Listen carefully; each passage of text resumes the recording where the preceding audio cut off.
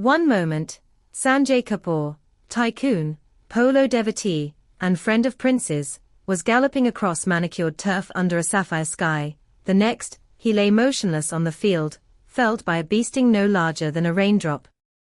A hushed gasp swept the spectators' enclosure. Thoroughbreds danced sideways. Teammates who had traded mallets for handshakes only minutes earlier dropped to their knees, calling for medical kits. Few in that glittering audience of aristocrats and high-net-worth patrons grasped the magnitude of the tragedy unfolding in real time. Fewer still could have predicted that a single sting, lodged in the soft recess of a mouth conditioned by boardroom briefings and sideline banter, would trigger a fatal chain reaction inside the body of one of Asia's most formidable industrial strategists. The shock traveled fast, from the Berkshire Polo Club where the match was held, through WhatsApp threads populated by financiers and royal aides, into the private phone of the Prince of Wales himself. Kapoor, 53, was gone, ripped from a life that spanned billion-dollar auto-tech deals, Bollywood headlines, and the rarefied camaraderie of high-goal polo where royal reigns mingle with private jets. If deep-dive storytelling on pivotal royal-adjacent events keeps you reading, a quiet subscribe further below will make sure you never miss the next Insider Dispatch. No pop-ups, no fuss, just a single tap when you're ready. Kapoor's resume could dwarf a foyer wall. As chairman of Sona Comstar, he steered a once modest component maker into a global supplier feeding the electronic powertrain boom from Detroit to Stuttgart. Analysts credit him with doubling revenue in 5 years, positioning India as a nerve center of next-gen mobility. Yet away from stock tickers and conference hall spotlights, he dissolved into the very opposite of boardroom formality, a rider leaning low over a thundering pony, chasing a 3-inch ball across 300 meters of impeccably cropped grass. That dual identity, power broker and polo renegade, explains how he came to share a field, more than once, with Prince William. The royal heir has long used charity matches to funnel funds towards children's hospices and environmental causes. Kapoor, wallet open and mallet high, was a fixture on those donor rosters. Photographs from Windsor Guards Polo Club in 2016 show them exchanging a sweaty handshake, helmet straps dangling, laughter suspended between chukkers. On such fields the lineage of kings briefly levels with the ledger books of self-made magnates, and friendships, however unlikely, take root. Last Thursday's invitational match seemed routine, cloudless weather, 6-goal intensity, champagne tent buzzing with venture capital murmurs. But 21 minutes after the opening throw-in, Kapoor wheeled his pony, lifted his mallet, and jerked backwards. Witnesses recall a puzzled blink, then a slump. A medic sprinted. Within 60 seconds the diagnosis had narrowed: airway swelling, plummeting blood pressure, the signature fingerprints of anaphylaxis, medicine's cruel ambush. Paramedics battled to restart a heart whose electrical rhythm had short-circuited under the cytokine storm. 21 more minutes and the klaxon of the arriving ambulance fell silent.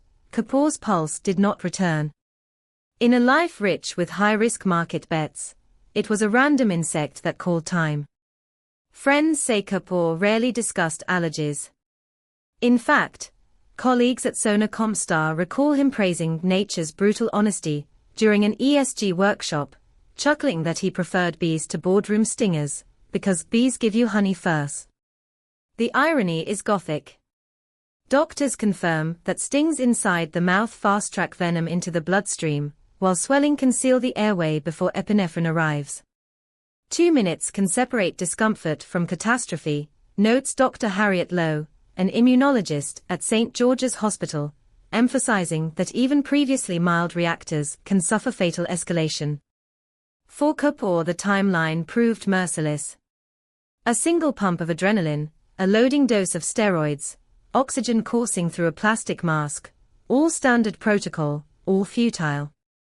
When news reached the Sona Comstar boardroom hours later, executives reportedly sat in stunned silence before cancelling the next day's investor call. A visionary engine read their midnight communiqué, whose moral horsepower drove our company. Markets will replace a chair, charisma of that wattage is harder to source. Meanwhile, the polo fraternity closed ranks in grief. At Guards Polo Club, black armbands accompanied mallets at the weekend's fixture. Her Royal Highness Prince William, back in Norfolk after an engagement, sent private condolences to Priya Suchdev Kapoor, Kapoor's second wife and mother of their 6-year-old son, Azarius. Club insiders reveal the prince requested that a minute's silence be added to the Royal Charity Cup next month. It won't resurrect camaraderie, but it will underscore the sport's unwritten creed: when one rider falls, the herd halts. Kapoor's path to those manicured lawns began in the industrial powerhouse of Gurgaon, where family links to tire manufacturing steered him into automotive components. He scaled Sona Comstar from 1995 apprentice to 2021 chair, securing partnerships with Tesla tier EV makers and courting European luxury brands hungry for lightweight drivetrains. Forbes tagged him India's gearbox whisperer. Yet spreadsheets never eclipsed horses. He financed youth training programs in Jaipur, imported Argentine ponies to raise UK tournament standards, and once underwrote an all-female squad entry because, as he told a friend, skill outrides lineage. Lineage, of course, fascinated tabloids following his first marriage to Bollywood star Karisma Kapoor. Their 2012 separation peppered gossip columns, but even gossip acknowledged his devotion to polo. Karisma herself cited weekends lost to saddles and mallets in a now-archived interview, half lament, half admiration. Priya Suchdev, Kapoor's second wife, shared the enthusiasm. Selfies from Windsor Great Park show the couple inspecting foals. Instagram posts depict Azarius toddling beside a pony shorter than he is. Critics called the images aspirational. Friends saw a father sharing sanity beyond boardrooms. Now those images form a slideshow of absence. 3 continents away, headlines about an Ahmedabad plane crash had dominated Kapoor's feed only 12 hours earlier. He reposted an aviation safety think tank's analysis with the caption, "Life's fragility on stark display, hold loved ones closer tonight." The foreboding timing, noted by countless commenters after his death, feels almost literary in its gloom. Yet life rarely obeys narrative arcs. What remains are hard lessons in allergy preparedness. UK paramedics respond to roughly 5,000 anaphylaxis calls yearly, and studies show insect stings account for 1 in 5 fatal cases. Dr. Lowe's advice: carry auto-injectors if you've ever reacted, inform teammates, and remember that mouth and neck stings escalate fastest. Advice Kapoor, by all accounts, never needed until he did. By Sunday evening, condolence statements spanned sectors. Mahindra Group's chairman hailed an architect of India's EV future. Bollywood director Karan Johar mourned, a patron of polo's quiet cinematography. Even a royal household spokesperson offered deep sadness at the loss of a sporting companion. No confirmation yet whether Prince William will attend memorial services, but one palace aide hinted at private respects in due course. The Kapoor family hasn't released funeral details, requesting space to grieve.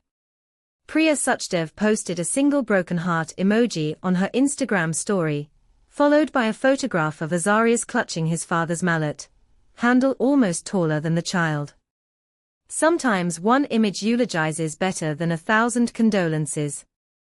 4 days on, the Berkshire field looks unchanged. Trimmed grass, white goalposts, a chalked center line awaiting new hooves.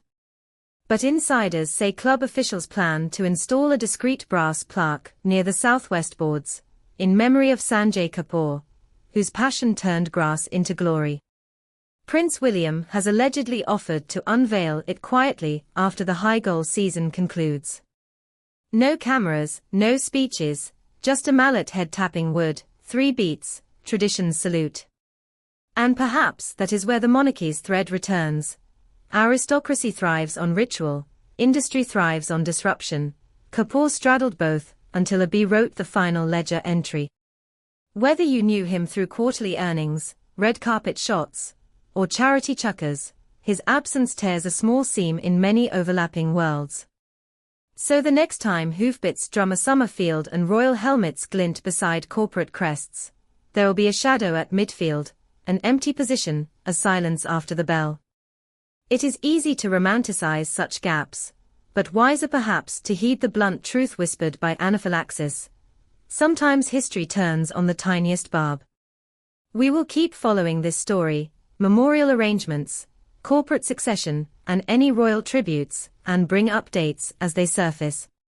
If you value these long-form breakdowns that braid palace intrigue with global headlines, a quick subscribe keeps the dispatches flowing without cluttering your feed.